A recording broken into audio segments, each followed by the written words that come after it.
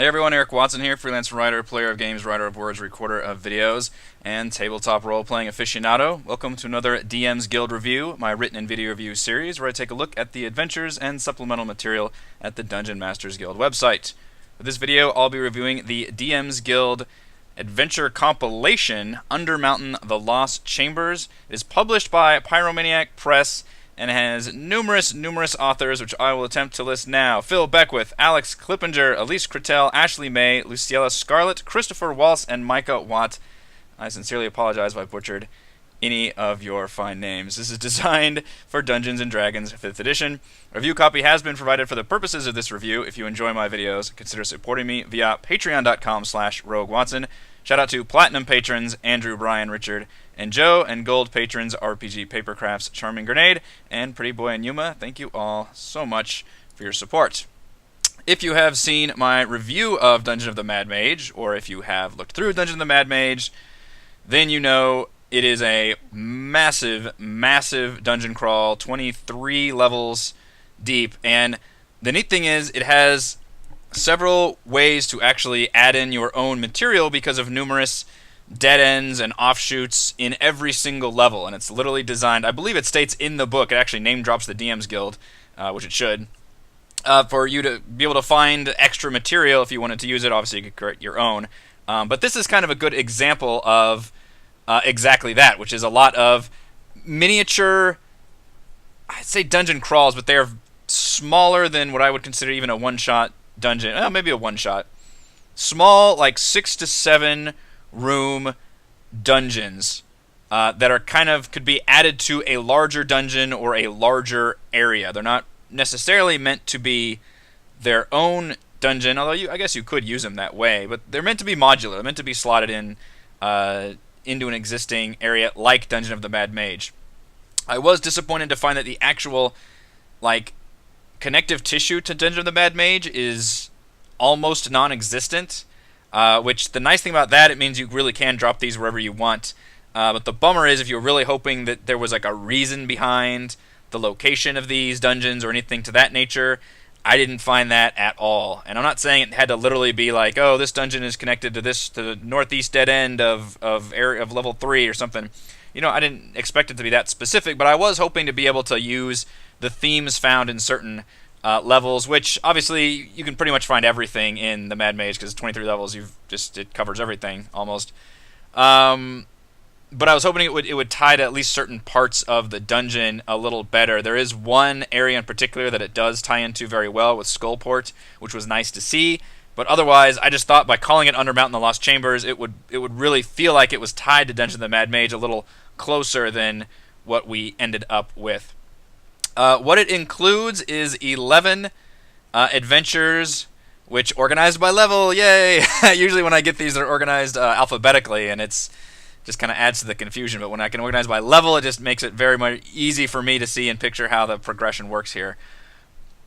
Mostly Tier 2, as you can see, which is levels 5 through 10. So out of the 11 adventures, I believe 7 of them are actually Tier 2, with only 1 at level 3, and then 12, and 13. Now, I believe Dungeon of the Mad Mage actually starts at level 5 or 6, because it's technically a follow-up to Dragon Heist, which is a Tier 1 adventure designed to get the players out of the bullshit levels, as it were. And so I don't know if we actually needed to go... Normally, it would be a complaint of mine to not have a whole lot of level variety here out of 11, considering you have the 1 through 20, and especially I would have preferred more Tier 1, but because it's, I think, designed specifically for Dungeon of the Mad Mage, not I think, it is, I don't think it's as bad that we have mostly Tier 2 here, because I think that is the majority of what Dungeon of the Mad Mage will end up being. I think it's going to be mainly Tier 2, Tier 3, and Tier 4. So actually, it probably would have been better to have a little bit higher level if you wanted to include those in the lower levels. So instead, you're going to include these kind of in the first half of the adventure. And they really are mostly monster layers. You're not going to find a whole lot of role-playing opportunities here. There's always exploration with a dungeon, but exploration to me means mostly like you're figuring puzzles out or you're searching for loot, that kind of thing, in terms of dungeon exploration. And then obviously combat, you're always going to almost always have combat in these dungeons, and these are very, very combat heavy. That's not necessarily a bad thing at all, but I just want you to be prepared, and obviously as part of my review, this is what you're getting, is very, very combat heavy, very much traditional monster lair type areas where they're all themed appropriately, and there's usually a boss at the end. The fact that they're condensed within like a 6 or 7 room area is pretty nice, because they're all basically self-contained little miniature monster layer. So I could go through each one kind of briefly, just kind of touch on maybe what are the memorable or not so memorable parts of it. This first one, Abandoned Atelier? I don't know what that word is. It is a Alchemical Lab laboratory, which has been taken over by fungus. Specifically has ties to Zugtamoy, which is the demon queen of fungi from actually the Out of the Abyss adventure, so not Mad Mage. In fact, a lot of these could slot in very, very well because they have a very obvious Underdark theme with a lot of illithids. I believe one of them is a drow, an old drow mansion underground. Like, you could easily theme a lot of these into, and like I said, the connections to Mad Mage are not actually that good, so you could easily slot this into any of the Out of the Abyss stuff almost perfectly. I do like this one. It's, you can see the really nice maps. We get really nice maps in this adventure, which always makes me happy. I am literally beaming right now. I love finding maps. I think, did Phil Beckwith do these? They look pretty nice. Grid-based, tactical, you get the details on there. The bummer is you do not get separate player handouts. That is not cool. If you're going to make awesome maps, then I want to play on those awesome maps. And obviously I cannot play on a map that is has these numbers written on there, as well as obviously embedded in the PDF itself, although it's not a huge hassle to sit there and, extract the screenshot. But still, I need those separate player handouts as, PNG, JPEG, whatever, without the numbers. Even a gridless option would be great, because that's even easier to put in Roll20. These are all helpful quality of life things, so I hate that I have to still complain after being given awesome maps, but I'm just telling you, as somebody that plays on a VTT, ideal situation, you give me this, the DM version, you also give me player handouts that we can actually play on, would be good. But I do like the design of these maps very well. Every single of the 11 mini dungeons here has one of these maps. One of them is technically not a grid map. It is a kind of isometric style cutaway map, which those are always nice. I like seeing those, but they're not actually functional for to play on a VTT at all, so that's a bit of a bummer there.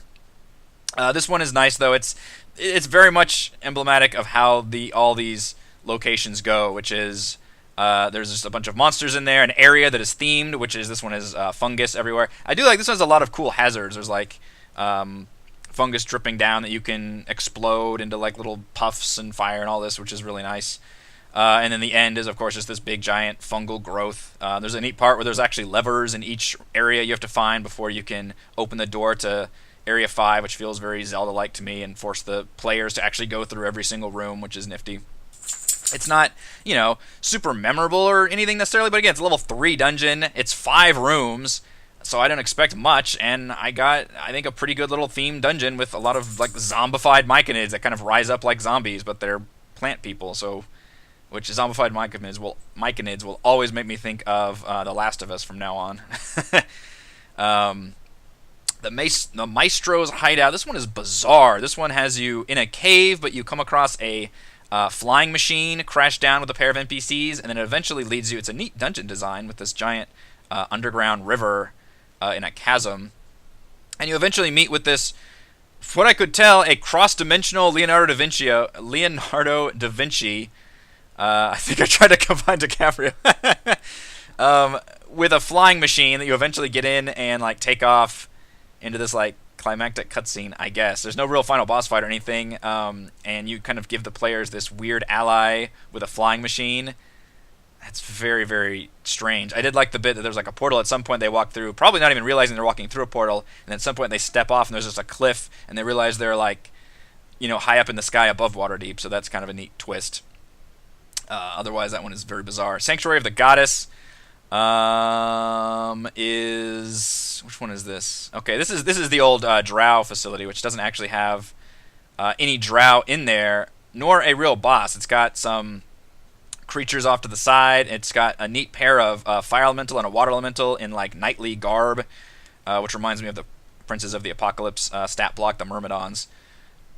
And then there's like a goblin wizard, and I'm no idea what his deal is at all. He's a mage who speaks properly and can be an ally of the PCs, but he's not given really any information. So unfortunately, a lot of the role-playing opportunities in these adventures is very underwhelming with just kind of odd NPCs if they are included at all.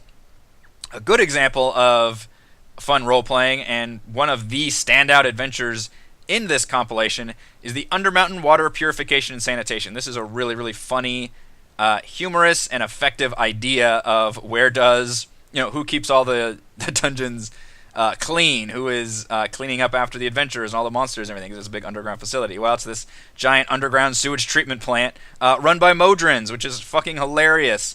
And of course, a gnome who's like a union boss who's just kind of befuddled and can speak Modron and kind of orders them to do things, and they just kind of do it.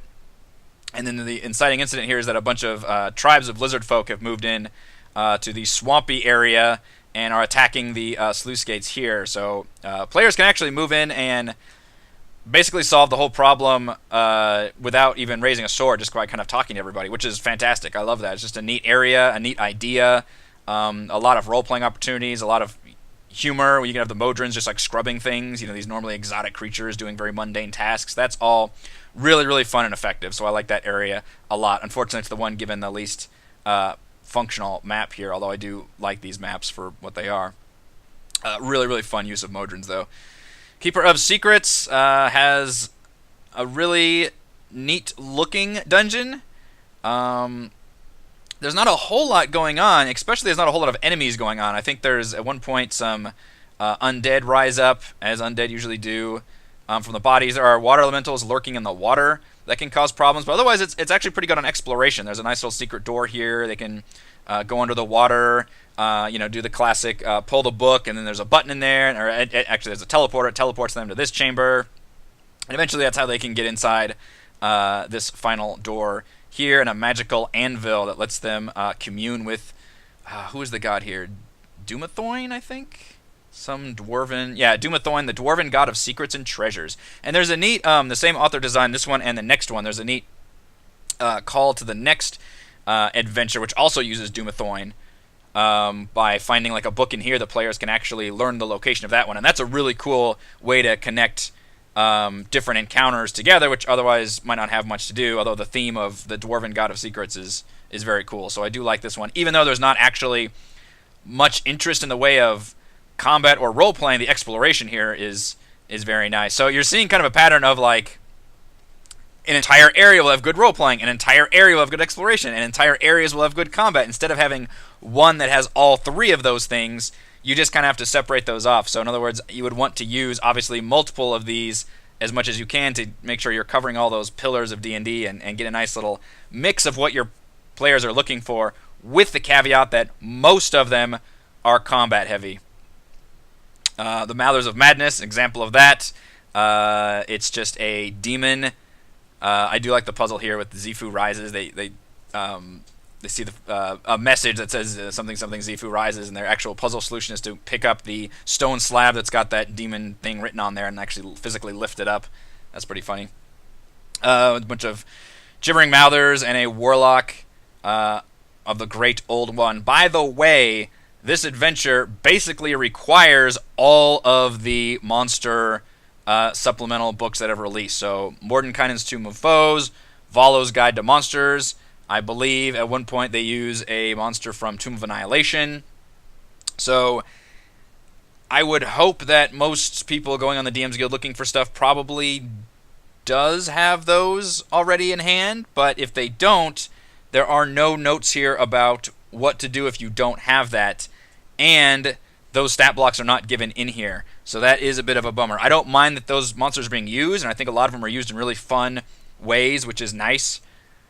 But if you're if you don't have those, then you're kind of stuck just trying to come up with your own solution. So that's a bummer. I would like to see going forward, if you are going to use monsters that are not found in the monster manual, either include that stat block in the DM's Guild, which I don't know about the legality of that. I've seen some folks do that.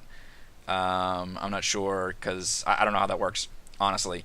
But or include what I have seen also is alternative. So if it says Warlock of the Great Old One, if you don't have that one, then use this, but with this additional spells, or something to where people can use it in some way. All of these encounters, by the way, that have combat are given these nice adjustable encounter boxes, and there's a lot of these throughout the entire compilation, and all of them, it just kind of depends on and there's actually a chart at the beginning that tells you, like, well, how do I read very weak or weak? Well, it depends on your number of players and the level difference between what you're trying to run. That's very, very helpful to have just at a glance. So if I want to run it and I'm like, 2 levels lower, I've got an extra player or something, then I can make those adjustments pretty quickly, which is nice. Of Two Minds is quite possibly my favorite adventure out of here. It's just got a really fun beginning, middle, and end. The beginning involves, it's an illithid, ultra-thid, I guess I should say, dungeon layer.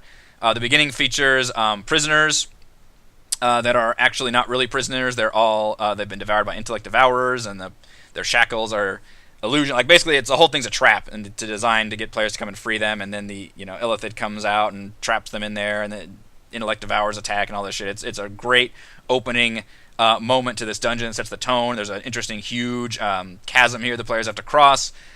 Each of the illithids actually is given a bedroom in here, and they all have different things they like to study, which I think is a really fun, neat bit, and a good way to include just fun exploration. So some of them have like a lot of like games of chance everywhere, and the other one has just a bunch of pets like in jars, and one of them has got a bunch of books on history. Like, that's just great, like, I don't want to say world building, but it's like environmental storytelling, I guess, is that each illithid is different, and the fact that the players are facing more than one illithid because they face one at the beginning, and then eventually they can get to the ultra-thid's lair and actually rescue a Githzerai monk who has been tortured, and they can help and free her and get a potential ally. So there's some nice role-playing opportunities there. And then the final area has the ultra-thid.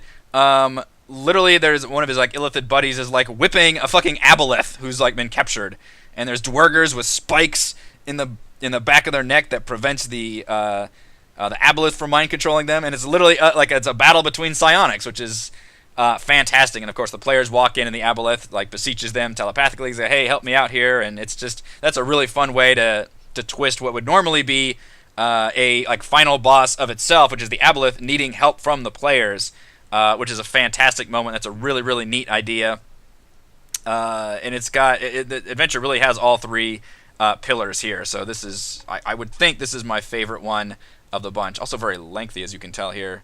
Just a lot going on. I mean, the whole final area alone, was it Cytoxic's laboratory, is like a full fucking page and a half. Like, it's fantastic. The Hunger of Abathor. This one has a very neat, it's kind of a one-trick pony, but I like the trick, which is the players walk in, there is a gargantuan gelatinous cube hidden in a nearby staircase that will plop down and essentially go after the players and back them up into this giant statue hanging over this like endless chasm. And that's a really fantastic moment and a good, it's just a memorable and unique situation that the players have been put in here. The bummer is, of course, if you've been playing or if you've seen Dungeon of the Mad Mage, you know that the gargantuan gelatinous cube is used in that dungeon. So it's a little less impressive here, the fact that I've already seen that done. But just the way it's used here is very inventive, and there's this giant dwarf statue the players can climb inside of and then fight a treasure golem, which is very cool, and it just sloughs off various treasure coins as you fight it, which is a funny way of like torturing the players. The more like damage you do, the more treasure just falls off. Like, oh no. But that's a really neat scenario also. Again, it's a good use of a very simple, small area and encounter, but you still have fun things to do. Which is nice to include with these small areas. That's kind of, what do you do when you have like a 6-room dungeon? Well, these are good examples of memorable things to do for the most part. Bothglar's Garden has an odd tie to Chult, which is kind of bizarre, but there's a portal to Chult for some reason. You can go back and forth between Chult and the Dungeon of the Mad Mage. This one is nice just because we actually get 2 maps on top of each other, because the entire thing is an illusion created by an illithid for reasons, just to lure people in. There's a bunch of Sioux monsters, which are these like psychic monkey things that can hang upside down in the trees. And then, of course, when the illusion fades, it all actually looks like this. And it's just basically that one battle with the Illithid and the Sioux monsters, and then the players can kind of explore and get the Illithid's treasure. But again, a one-trick pony area dungeon, but if that trick is fun and memorable, then just go for it. Like, I think that's fine. That's an easy thing to drop in and an easy thing to run, so I don't have any problem with any of that. Obviously, 100% pretty much just combat and counter with kind of a little twist to it. Sargoth Sanctuary is the one that's really tied to Dungeon of the Mad Mage in a fun way, and what I hoped that more of these would do, which is tie it to a certain area or like people from the area. And this one specifically is Skullport, which is an underground, classic hive of scum and villainy, roguish town, just crime run essentially in Undermountain. I believe it's somewhere in like level 5 or 6, or maybe it's deeper than that. Maybe it's like 7 or 8. And it's on a lake, so it's the whole dungeon is obviously, you can see here, underground lakes and rivers, and it's a giant aboleth dungeon. Now, unfortunately, we're getting some overlap here, as you can already see, between illithids and aboleths, and then that one that I liked that included both illithids and aboleths.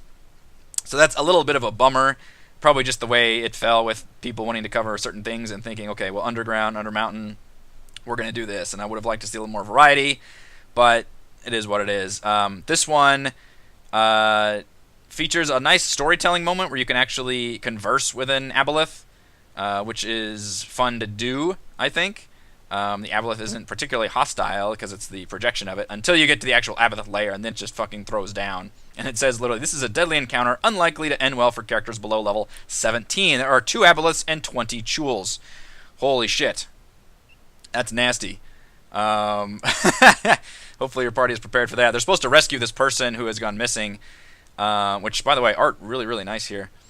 But unfortunately, they have been enslaved by the aboleth. There's a really neat moment where they're literally going through the water, and there are 50 aboleth slaves scattered throughout the cavern, just kind of staring straight ahead. That's a really creepy, nice visual, I think, to describe just going through these haunted looks of people. Cathedral of Bones, I believe this is the final one, is one of the more standard boss layers of the bunch. It is a Skull Lord layer, which is a creature from, I think, Mordenkainen? Yeah, Mordenkainen's. It's got 3 different heads and has the ability to create and summon other undead. He's a servant of Merkel, which is the undead god, I believe.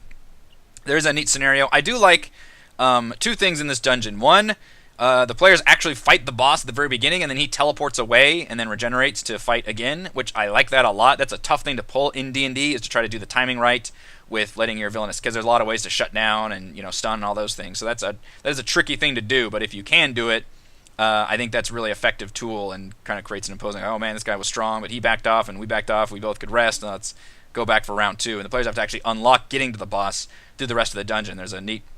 The other thing I like is this giant hallway full of zombies, essentially creating more undead, and it's just this nasty, like all this horror show is happening on all these sides. It reminds me of that part in, what is that crap movie, 13 Ghosts, where it's just a bunch of panels with just fucked up ghosts in all of them, and the little ghost jail. That's what this one reminded me of. But otherwise, again, standard boss layer stuff, which is a lot of what we get from this compilation. Not necessarily a bad thing at all, but just be aware of what you are getting. So overall, it's solid stuff. I would have preferred to have more ties to Dungeon of the Mad Mage rather than make it maybe more of a... Generic sounds too disparaging, but it just kind of feels like you could slot these in anywhere, which, I mean, that is an advantage in of itself, but you're calling this Undermountain the Lost Chambers, not one-shot mini dungeon crawls, so I would have liked to see more ties to that, and they are very much heavy on the combat variety as well. Let's go over my pros and cons for Undermountain the Lost Chambers. Pros, you get 11 mini dungeon crawls that can easily be dropped into any larger dungeon or underground area, so I did see that as a pro, although you'll see my con on the other side. Pro, the UWPS, the Undermountain Water Purification system. I had to deduce that for a second. It's a really hilarious idea. There's lots of fun role-playing opportunities. That one really stood out to me as just a really inventive, clever thing to come up with. It's just hilarious once the players figure out what this area is, and then the fact that they can, see a bunch of Modrons doing just mundane shit, talk to that goofy gnome character. That's all really, really fun stuff that especially stands out in a compilation that's full of just kind of standard monster layers. So that was a nice one. And then pros, just kind of the ones that really stood out to me. Of Two Minds, Hunger of Abathor, The Abandoned Atelier, and the Cathedral of Bones are just all really stellar monster layers. So if you're just specifically looking for monster layers that have fun, and some of those are better than others, I will say, but lots of good combat, but a lot of them have good exploration as well, and a few of them have some role playing, but that's going to be the lightest thing that you're going to find here. Cons. It lacks separate player maps. All these wonderful, wonderful maps you're seeing, these are the maps that come with it. As far as I could tell, there are no separate player maps without the annotated information on there, so that's a big bummer. These are obviously good for DMs to look at, but you wouldn't actually be able to play on these without some adjustments. Cons, several themes and enemy types overlap, particularly illithids and aboleths. I don't know if that's just that's just the trick of how it fell with having multiple authors covering different things, and just happens that some people were on the same page when it came to enemy types and styles and things. So unfortunately, reading through it, you do get some overlapping concepts that I wouldn't want to. For example, if I did an illithid thing, I wouldn't want to also do another illithid thing unless I was... I guess there are like an illithid... I think there is an illithid layer in the dungeon, so you could tie those there, but... I don't know. I'd want a little bit more variety. There's a lot of variety in Dungeons of the Mad Mage, so I would have liked a little more variety here. And it's weird to think, like, I'm thankful there's no like goblin or orc or bugbear layers here, but like maybe one of them would have been a little nice to have instead of like another mind control theme one. Con, there are few, if any, real ties to Dungeon of the Mad Mage. I've mentioned that again and again. I just thought that's kind of what more I was getting with this.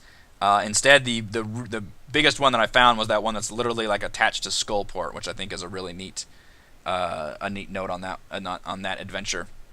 Con, also the fact that it requires all those Monster Manual supplemental guides, so Volo's Guide to Monsters, Board and Kinds, and all those. That's not necessarily a con in of itself. I like those monsters are included. The con is that if you don't have that, there are no alternatives provided. So the stat blocks aren't given, and just any kind of alternate, like, hey, if you don't have this book, then use this.